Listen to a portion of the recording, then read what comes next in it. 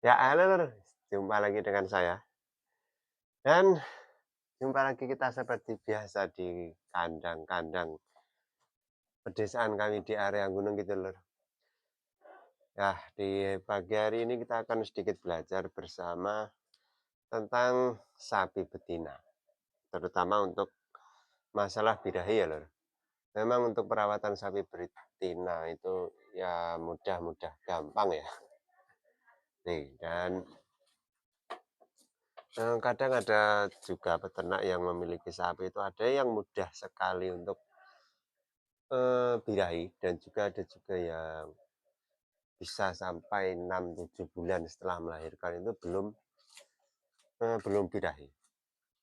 Penyebabnya apa toh? Jadi yuk kita belajar bersama. Kebetulan ini ada induk yang anaknya ini sudah 8 bulan tapi belum birahi.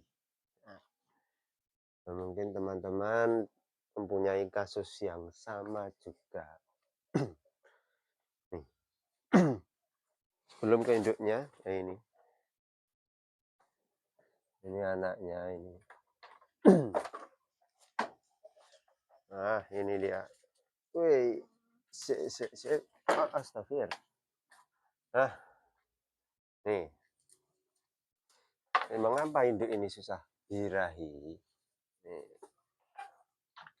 ini sudah 8 bulan dari kelahirannya, tapi belum birahi. Oke, yang pertama, ini kalau dilihat dari kondisi, nah mungkin teman-teman bisa mengecek ya. Yang pertama ini, lokasi kandang. Jadi dari pagi sampai sore ini cahaya tidak masuk loh. Jadi cahaya matahari itu tidak langsung mengenai si sapi. Tuh, ini cahayanya cuma di samping. Ini termasuknya agak gelap jadi untuk di sini. Jadi kemungkinan ini kekurangan vitamin D. Oke, seperti itu. Jadi usahakan untuk teman-teman seumpama mau membuat kandang itu entah di pagi hari atau sore hari, terutama di pagi hari ya. Itu cahayanya biar bisa masuk loh, biar mengenai si sapinya. Karena untuk cahaya matahari itu juga amat sangat diperlukan untuk tubuh si sapi seperti itu. Jadi, kalau ini kan nggak masuk itu ya. Tuh, cuma ada di sela-sela itu kan nggak masuk itu. Dari pagi sampai sore seperti ini. Nah, jadi si sapi ini tidak terpapar oleh sinar matahari langsung. Itu yang pertama. Oke. Dan yang kedua itu ini. Jadi kondisi BCS dari si sapi ini kurang dari 2 ini. Dari 2,5 ini mungkin 1,5 sampai ke 2. Sedangkan untuk sapi yang mudah birahi itu rata-rata di 2,5 sampai 3. Kalau bahasa gampangnya itu pokoknya sapi itu yang sedengan, jadi tidak terlalu gemuk, tidak terlalu kurus juga. Nah, kalau ini kan seperti ini. Karena apa ya? Ini kan kemarin habis menyusui. Jadi seperti ini. Terus bagaimana caranya supaya ketika sapi menyusui itu tetap mudah birahi, cepat birahi? Ya ketika sapi melahirkan, yang pertama kita lakukan harus injek antibiotik, vitamin, obat cacing itu wajib setelah melahirkan. Nah, dan juga pemberian pakan comboran itu harus diperbanyak loh. Seumpama pakan biasanya 1 ikat, kasih 1,5 atau 2 ikat seperti itu. Comboran juga sama biasanya 1 hari 5 kilo, kasih 7, 8 kilo seperti itu.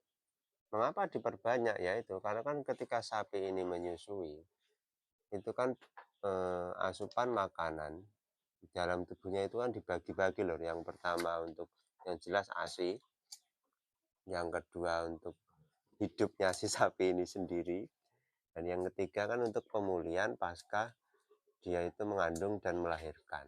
Nah, seperti itu.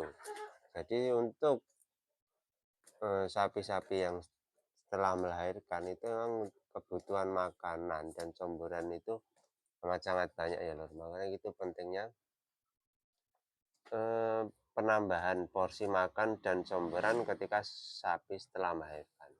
Ya efeknya seperti itu, ketika sapi ini setelah melahirkan dan recovery-nya cepat dan posisi si tubuhnya ini tetap gemuk, itu akan mempercepat proses birahinya kembali, seperti itu.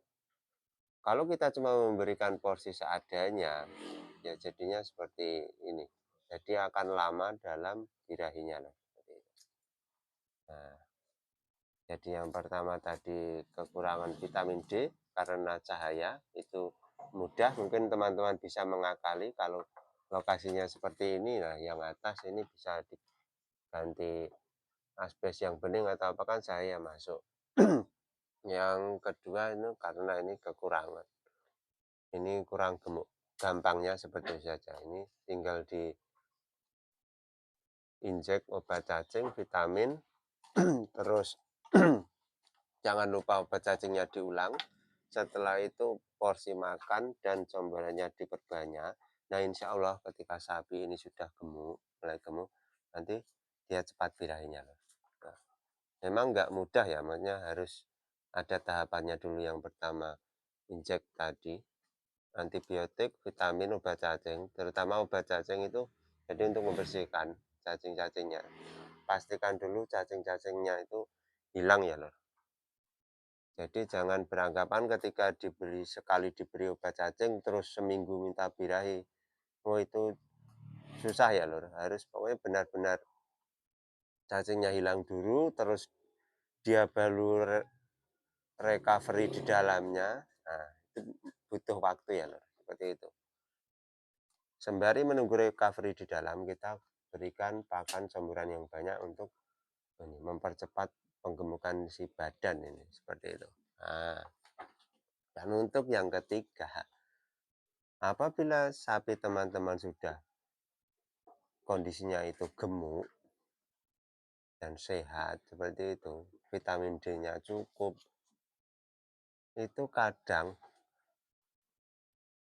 eh, kita itu tidak tahu kalau sapi kita birahi loh. Nah, seperti itu, susahnya seperti itu. Eh, jadi benar-benar kita harus teliti dalam menganalisa birahi sapi. Oke ya lur, cukup sekian untuk hari ini. Jangan lupa like, comment, share sak semua pokoknya. Salam ngarit, sak keseli. Ya.